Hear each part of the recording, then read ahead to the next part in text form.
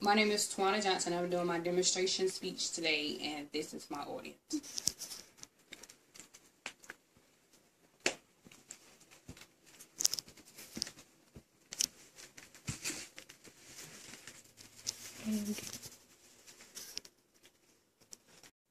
Okay, so basically, today I'm going to talk to you about dialogic reading.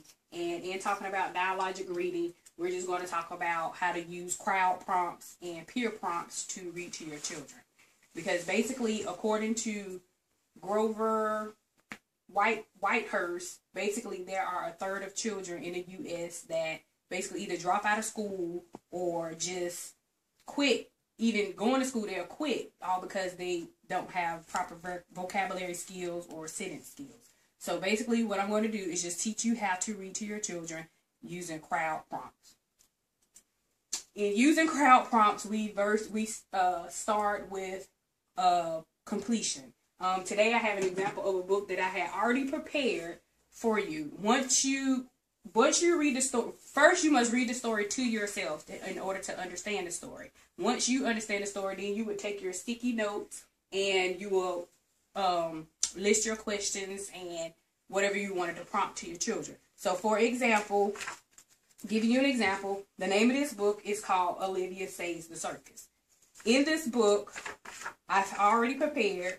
So basically, for instance, for a completion sentence, you have, before school, Olivia likes to make pancakes for her new little brother William and her other little brother Ian. So basically, I will take this question, which will be a completion, and I will ask you, before school, Olivia likes to make what with her little brother who? And that's a completion where the child will complete the sentence. And then as you continue, I'm not going to be able to read the whole story to you guys, but I'm going to just give you an example.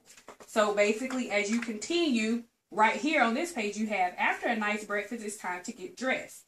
And then for my recall, I may go to the next page and still read, Olivia has to wear this really boring uniform. But my question to you would be, what does Olivia do after she eats breakfast? That will be a recall that you would ask a child to continue to help build their vocabulary. And then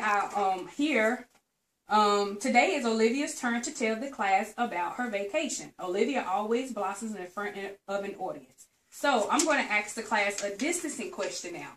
You do not have to go in order when using these crowd prompts. So my distancing question would be, tell me about your favorite vacation. That is a question that you would ask the child so you can help them relate to their own environment. And so, say for instance, someone has not been on a vacation. You may say, well, tell me your favorite thing to do, just so that child can be able to relate to their environment.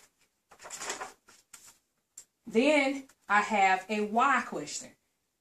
But when we got to the circus, all the people were out sick with ear infections. So now my questions to the class would be, where were all the circus people? Why were all the circus people out? And then the students may respond and say they were sick. Well, what were the students sick with? And then you can say an ear infection. Now, at that time, you could also go into the peer prompts, because you may prompt the child to ask them, do you know what an ear infection is? And then you can go into expanding and evaluating on that, so the child will actually know what an ear infection is.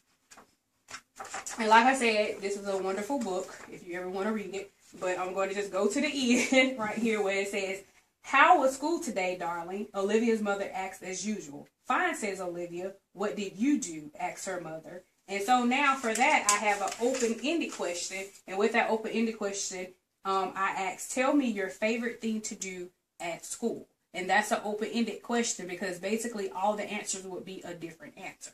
This is using these prompts, so like I said, will actually help the child expand on their vocabulary. It actually helps the child learn new words and the understanding of what they're saying. And it also helps them to not be shy, but, maybe speak out. But basically, that is how you use crowd prompts. But like I said, most importantly, you have to always remember to be prepared when you're reading with children. You also have to be aware of the child. Let the child tell the story. You are engaging with the child. The child is basically the one that you need to go off of. And you also just understand that you just need to have fun with the story. And the child would have fun as well.